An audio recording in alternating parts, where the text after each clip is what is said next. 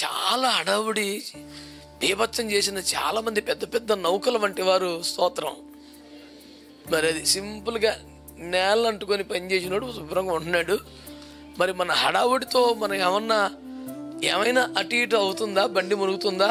యాకోబు పత్రిక 1లో మునిగిపోతున్న ఓడలాంటి అని చెప్పాడు కొంతమంది గురించి యేసు ప్రభు. మనకి ఎప్పుడైనా తగిలేరో లేదో అయినా కనుక నా బాధ ఏంటంటే కలిసిపోకండి. ఏ క్లాస్ అని శత్రువుని చేతిలో పెట్టి నానా జీవితంలో మళ్ళీ తలెత్తే ఛాన్స్ ఉంది కొట్ట, ఇదే నీకు అవకాశం రా బాబు అంటే 3 సార్లు కూడా చురుకున్నాడు. అంత మరణ పడకలో కూడా that was the last statement of Elisha. చివరి పరిచయం అదే, దాని తర్వాత చచ్చిపోయాను. లాస్ట్ అదే. ఎలీషా అతని మీద కోపపడి నువ్వు ఎందుకు 3 సార్లు కొట్టాపావు? కొట్టచ్చు కదా. దేవుడు నీకు అప్పగించిన పని, పరిచర్య, ఉద్యోగం, కుటుంబం, వ్యాపారం విసిగిపోవద్దు, అలసిపోవద్దు. నమ్మకంగా చేయి. శోధనలు వస్తాయి, ఇబ్బందులు వస్తాయి. Keep trying.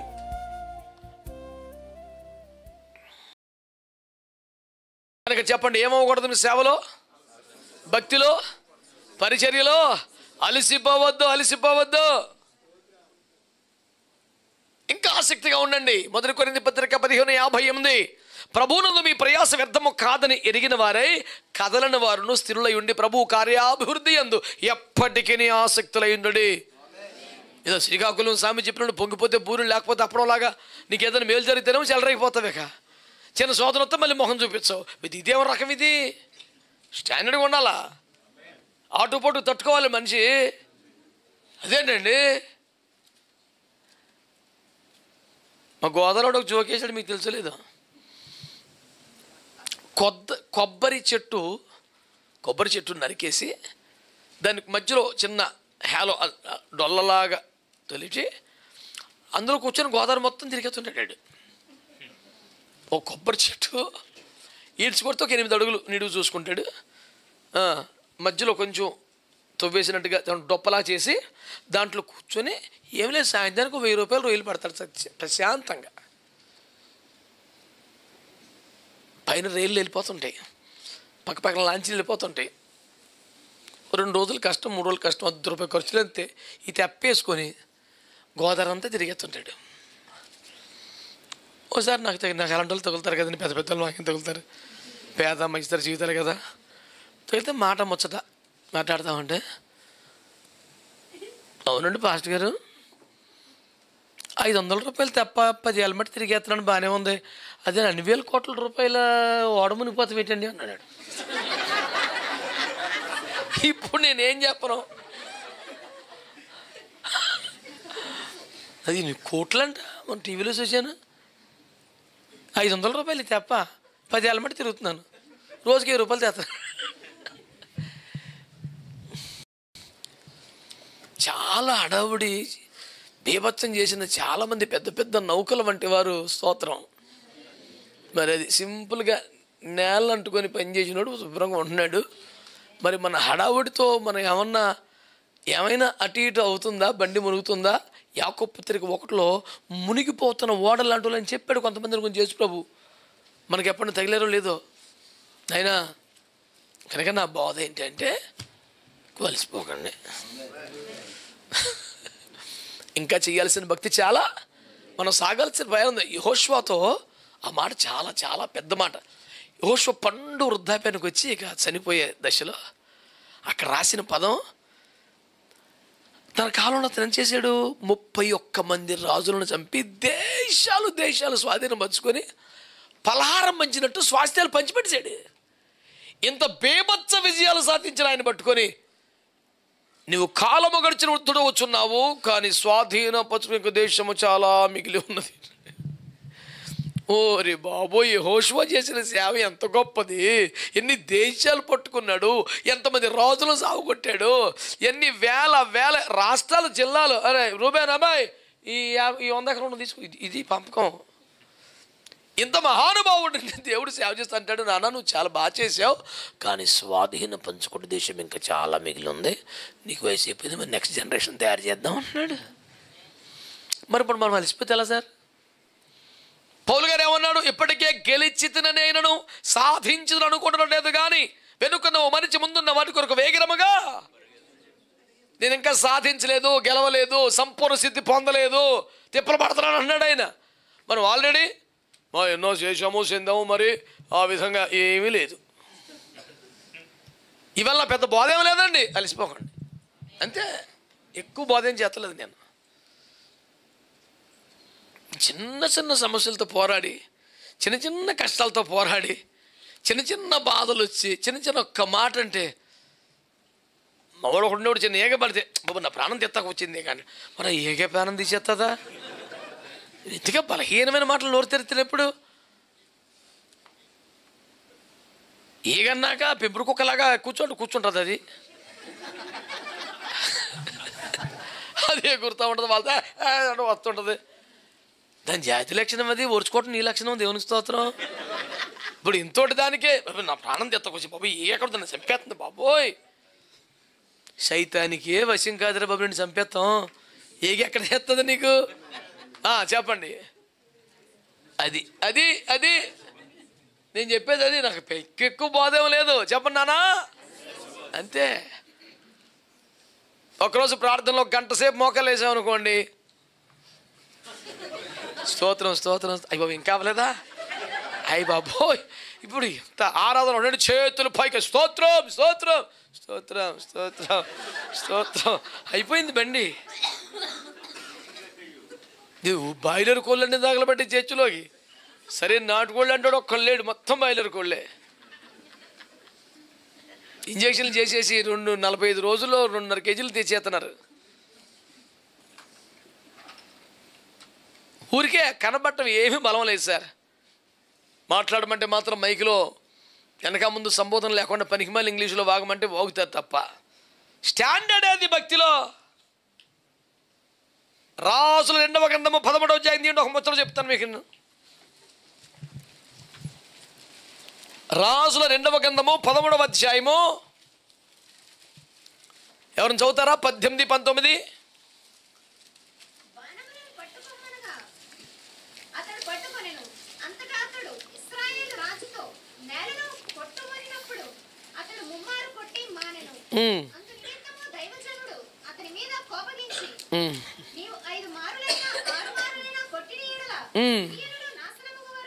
బా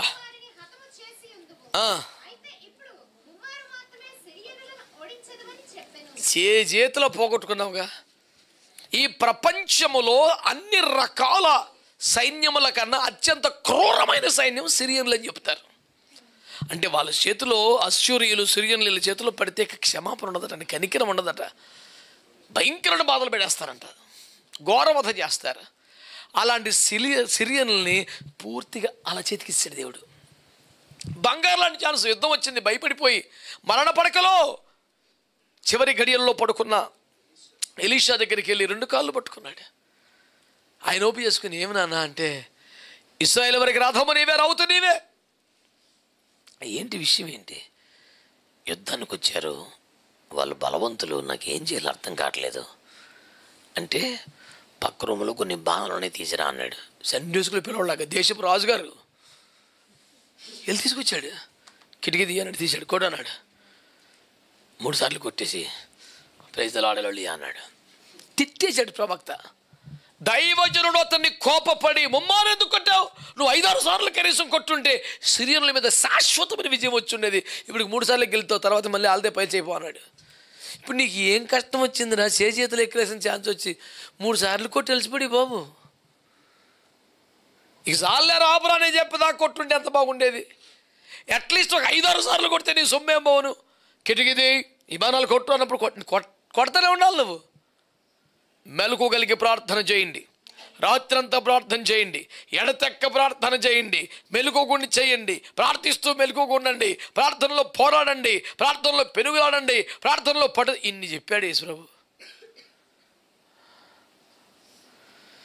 నిర్జీవ క్రియలు విసర్జించుడి, శరీర కార్యములను విసర్జించుడి, శరీరం దాన్ని ఇచ్చలతో కూడా సిలువ వేయుడి.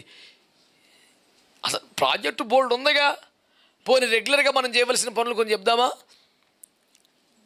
అనుదినము అన్యజనుల్లో రక్షణ సువార్త ప్రకటించుడి. అంటే సువార్త ఎప్పుడు ప్రకటించాలి? దివారాత్రముల వాక్యమును ధ్యానించుడి. బైబిల్ ఎప్పుడు చదవాలి? ప్రతిరోజు. ఓకేనా? సువార్త ఎప్పుడు చెప్పాలి? బాహ్య పురుషుడు కృషించుచున్న అంతరంగ పురుషుడు దినదినము నూతన పరచబడుచున్నాడు. ఎప్పుడు నూతన పరచబడేది? దినదినం. ప్రతిరోజు ఈ ప్రాజెక్టులన్నీ జరుగుతున్నాయంటారా మనలో? జరగాలండి. జరుగుతున్నాయంటారా? ఇది జనవరి 1కి చేయవలసింది కాదు. ప్రతిరోజు వాక్యం చదువుకోవాలి కదా, ప్రతిరోజు ప్రార్థన చేసుకోవాలి కదా, ప్రతిరోజు ఒక్కడికైనా సువార్త చెప్పాలి కదా. నిన్నటి కంటే ఈ దినం కొంచెం నూతన పరచబడాలి. ఇవన్నీ రోజు జరగాల్సినవి కదా. మరి దేనికి కలిసిపోతున్నాడు నాకు అర్థం కావట్లేదు అసలు. చిన్న చిన్న అనుదిన ధ్యానాలకే అలసిపోతున్నా. దైవభక్తి విషయంలో నీకు నీవే సాధన చేసుకో.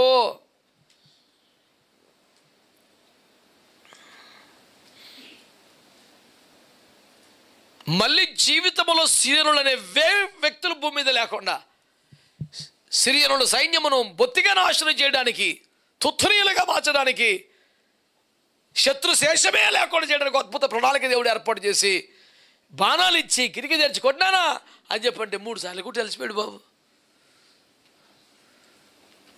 ఆ నయమన్ అన్నవాడు ఈ అర్థంలో ఎప్పటికప్పుడు తెలిసిపోడంట. ఒకసారి మునిగిలేసి పర్లేదు సార్ మనకండి, రెండోసారి రే తగ్గపోతే నేను చంపేతా, నేను అంత మూమెంట్ ఉంది ఆ మనిషిలో. 7వసారి నిజంగా తగ్గిపోయి పాటికి కుదురుకుని లేదని చంపేసినాం. పాపమాడేమో అసిస్టెంట్, వీడేమో సర్వసైన్యాధ్యక్షుడు. ఇప్పుడు డబ్బులు అడగలేదు కదా సార్, నెలలో మొన్న తప్పేమో సార్, ఒకసారి మనకొచ్చు కదా అన్నాడు. ఆడు పాపం భయంగా సరే తగ్గితే సరే లేకపోతే నేను చంపేతాను అన్నాడు. ఎరకపోయాను ప్రభు. ఆడి విశ్వాసాన్ని బట్టి కాకపోయినా నా పేరం కోసం అంటే చచ్చిపోచ్చాను ఆయన. ఆడు ఎడుతున్నాడు ఒడ్డు మీద. నాకు నిజంగా స్వస్థత కావాలి, విడుదల కావాలి, నా ఆరోగ్యం ఆ ఏడుపు లేదు. తగ్గకపోతే నీ సంగతి చెప్తాను రే అని మునుతున్నాడు వీడు. అట్లాంటి వాళ్ళు కూడా బాగుపడతానంటే ఒడ్డు మీద 7 రోజులు ఉండబట్టి చర్చికి రమ్మన్నాడు, ఆసక్తిగా రాడు. మనం 7 బళ్ళకి వస్తాడు, ప్రార్థన చేయమన్నా బలవంతం కూర్చుంటాడు. అయినాడు బాగుపడతాడంటే కారణం ఆడి కాదు, పక్కన 7 రోజులు ఉన్నాంగా. ఉన్నావా లేదు చెప్పండి. ఇప్పుడు భూమి మీద బతికిన వాళ్ళు బాగుపడిన అందరూ ఆల్పార్థన చేసే బాగుపడ్డారా? లోతుబాబు ఆయన పుణ్యం అంట బయటకు వచ్చాడా? అబ్రహాము చేసిన విజ్ఞాపనను జ్ఞాపకం చేసుకుని ఎవడు లోతును రక్షించాడు. అంతేగా. నీ కొరకు ప్రార్థన చేసేవాళ్ళు దావీదు తల్లి లేకపోతే వాళ్ళ బాబు దాచేయగలిగి అన్నదమ్ముల దుర్మార్గానికి ఈ బాబుని రానిచ్చేవాళ్ళండి. వాళ్ళ తల్లి ప్రార్థన లాక్కొచ్చింది మనోడిని. ప్రార్థన చేసేవాళ్ళు ఒక లేకపోతే నీ బతికి పాటికి ఎప్పుడో నీ కోసం ఏడ్చేవాళ్ళు ఉండబట్టి, కన్నీరు గార్చేవాళ్ళు ఉండబట్టి ఎక్కడి దాకా వచ్చింది బండి. నువ్వే డ్రైవరు, నువ్వే గార్డు, 20 పెట్లు నువ్వే లాగేసినట్టు ఫీల్ అయిపో. ఒక బోల్డ్ వ్యవహారం ఉంటుంది ఓ బండి కదలాలంటే. మొత్తం సర్వం సహా నేనన్నట్టుగా ఎందుకు ఫీల్ అయిపోతున్నావు అలాగా? ఎందుకేంటి ఉపదేశం అది? ఇంతటి దానికి నువ్వు చేసింది ఏముంది?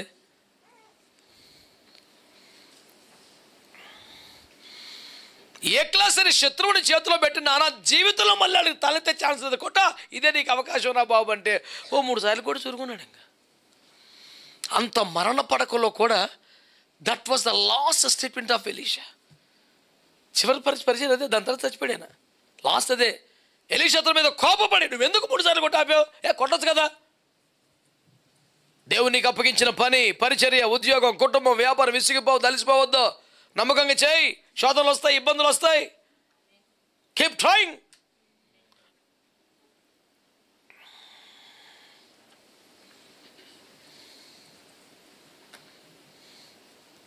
ఇప్పుడు మా పుడత మొన్నదాకా నాకు లెక్కలంటే భయం, ఇప్పుడు నాకు లెక్కలు వచ్చేసింది అంటుంది. ఎంతసేపు ఉంటుందండి భయం? ఎప్పుడు ఉంటుందా? ట్రై చేసింది, ఏం చేద్దాం, పెట్టిన అన్యాయం చేద్దాం చూసింది, అదే ఓడిపోయింది, వెళ్ళిపోయింది. మామూలే. అడు గుమ్మమ్మల్లో విరోధి కానీ ఇంట్లో విరోధి కాదు. అడు లోపలికి వచ్చేంత యాక్సెస్ లేదు అడిగి. గుమ్మకని ట్రై చేస్తూ ఉంటాడు. అలాగ బయటకు వచ్చినప్పుడు లోపలికి వెళ్ళినప్పుడు ఏమన్నా లొంగుతామా, ఆ ట్రాప్లో పడతామా అని ట్రై చేస్తుంటాడు. అలాగా అడిగి యాక్సెస్ లేదు కదండి, యేసు రక్తం ఉంది కదా. అడు ఎలాగ వచ్చేస్తాడు లోపలికి. ఒక చోట వాక్యం చెప్తుంటే కలబడిపోయి ఒక నా మీద యెహోవా కట్టి నీళ్ళు, యెహోవా కాపాడుచు నీళ్ళు, యెహోవా మరి గొమ్మాలు ఎందుకు అన్నాడు అన్నాడు. మీ దేవుడు అని నిలగొట్టలేకపోయాడా? యెహోవా కట్టి నీళ్ళు అయితే గొమ్మలు ఎందుకు అన్నాడు అన్నాడు. నేను అన్న యెహోవా కట్టినీళ్ళు కాబట్టి గుమ్మలు ఉన్నాడు, మీకైతే లోపలే ఉంటాడని చెప్పాను.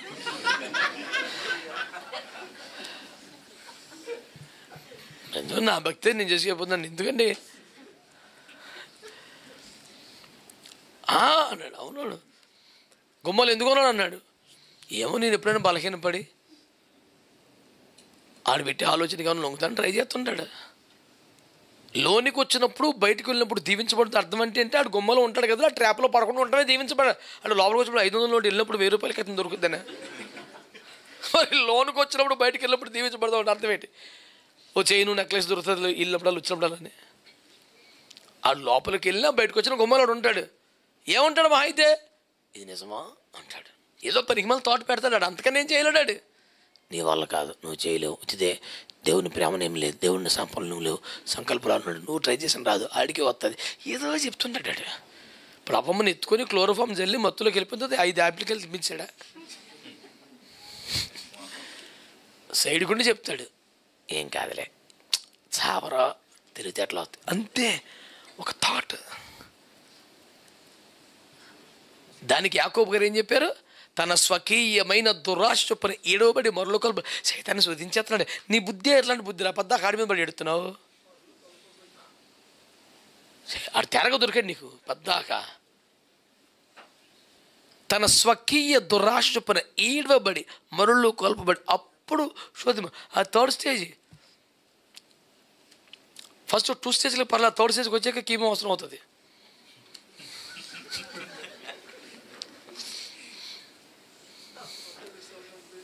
నువ్వు ఈ రెండిట్ల దగ్గర కంట్రోల్ చేస్తే నీకు దెబ్బలు ఉండదు అసలు. నీకేమో గాలికి వదిలేసి ప్రార్థన ఉండదు, వాక్యం ఉండదు, ఏముండదు. అది ముదిరిపోయి తోడు చేసికి వచ్చిన తర్వాత కొబ్బరి డబ్బా పట్టుకుని మొత్తం దేశం అంతా ఎవడు ప్రార్థన చేస్తుంది ఆడికి బుర్రం చేయడమే.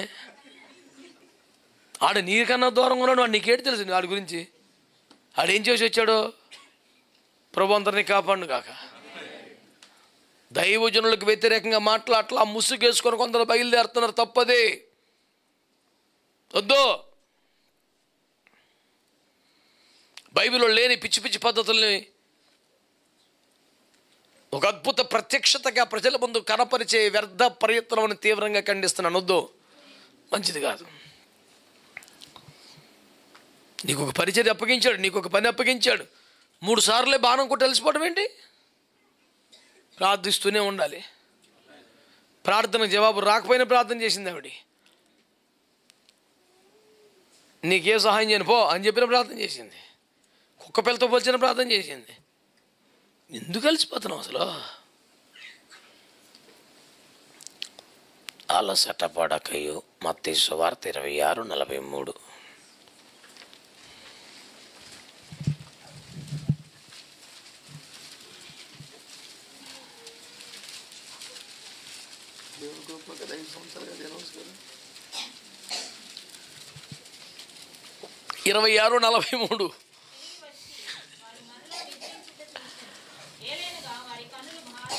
పాపమ్మ ఏం చేసి ఉంటారంట? ప్రభు వెనకాల తిరగటమే చేసింది ఏముండదు. ప్రభు వారు 7 గుర్రముల రథములో వెడుచు శిష్యులు వెనక పరిగెత్తమన్నాడంటే మనం అనుకోవచ్చు.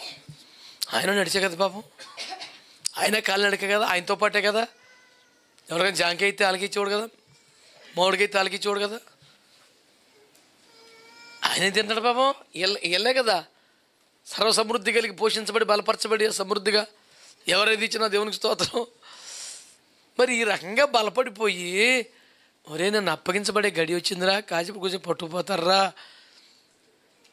మనుష్య కుమారుడు పాపిష్టి మనుషుల చేతులకి అప్పగించబడి గడి వచ్చేసింది నాన్న ఇన్ని చెప్పి, రే నా కోసం నా ప్రాణము నాలో మరణం మగునంతగా దుఃఖపడుచున్నది, నా కోసం కాసేపు ప్రార్థన చేయండి నాన్న అని చెప్తే, ఓ అలాగే అని రాతి వేత అంత దూరం వెళ్ళి ప్రార్థన మోకరించంగా అని పడుకుని. ఇక్కడ ఎప్పుడు రాశాడు తెలుసా? ఆయన వచ్చి వారిని లేపి నాతో పడుకు గడి మేరుకొని లేరా, చేయని ప్రార్థన చేయండి, ఒకరిని చేతులేదు అని చెప్పి వెళ్ళిపోయాక మళ్ళీ పడుకుని పోయారు. 3వసారి వచ్చినప్పుడు చూస్తే మళ్ళీ పడుకుని పోయారు.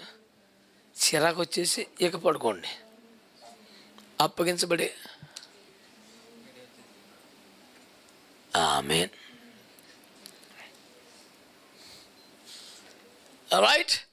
కాబట్టి శ్రద్ధగా ఈ మాటలు వినండి. వీళ్ళని కొండలు పిండి చేయమన్నాడా? మీరు ఏ విధము చేతనుడు గ్రామములలోకి వెళ్ళి 5,000 మంది సరిపడ రొట్టెలు చేపలు తీసుకొని రండి అన్నాడా? మీరు మరలా వలలు పట్టుకొని సముద్రంలోకి వెళ్ళి సుమారు 15,000 మంది సరిపడ చేపలు మనిషికి 2 చొప్పున చూసుకున్నా ఒక 30,000 చేపలు పట్టుడి. వాళ్ళకి ఏం చెప్పాడు సార్? అలాగే కొంచెం ఒక గడియ ఎందుకంత నిద్ర వచ్చేస్తుంది, ఎందుకంత మొత్తం వచ్చేస్తుంది? విస్తారమైన పని పాటల వలన, లేదా మితిమీరి తినడం వలన?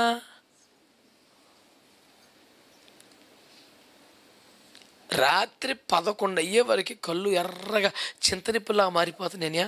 అసలు కళ్ళు ఇసుకేసి నలిపేసినట్టు మంట వచ్చేస్తుంది. ఏంటంటావు? నాకు చాలా బెంగ ఉందంటే నేను ఆప్తమాలు తీసిన నాకేం తెలుస్తుంది? నా చదివేంత, నా బతికేంత. పుస్తకాలు చదువుకోలేదు కానీ నేను చదివాను. కానీ నేను అన్నాను సెల్ ఫోన్ చదువుతా మ్యాన్ తగ్గిపోద్దని చెప్పి ఫుల్ బ్రైట్నెస్ పెట్టేసుకొని చెప్తా.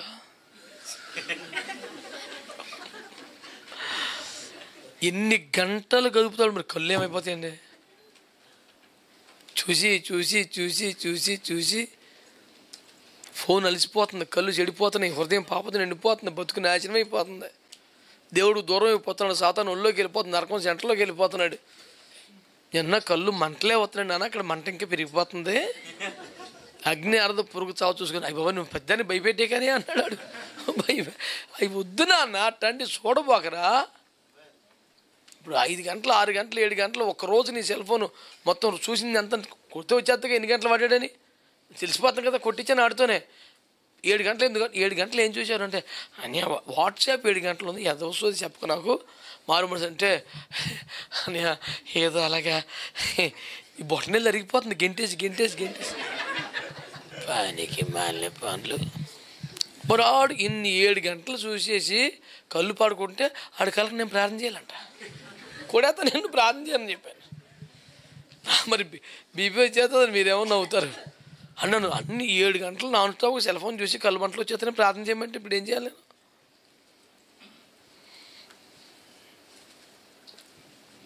సెల్ ఫోన్ నీకు దూరం అయిపోవాలని, ఆ ఫోన్ పాడైపోవాలని, లేదా ఎవరికైనా ఇచ్చేయాలని ప్రార్థన చేస్తాను, ఇంక ఈ జబ్బు కట్టేస్తుందని చెప్పాను.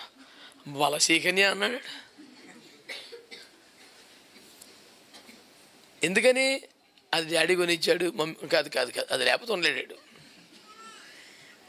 డాడీ కొనిచ్చిందని చాలా కాపాడుకోవాలని ఆ మనసు ఉంటే నేను హ్యాపీ సంతోషపడుతును.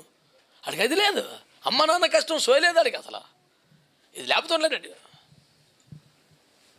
చాలామంది పిల్లలు సెల్లో పెట్టినా పర్లేదు కానీ సెల్ ఇవ్వాలంట.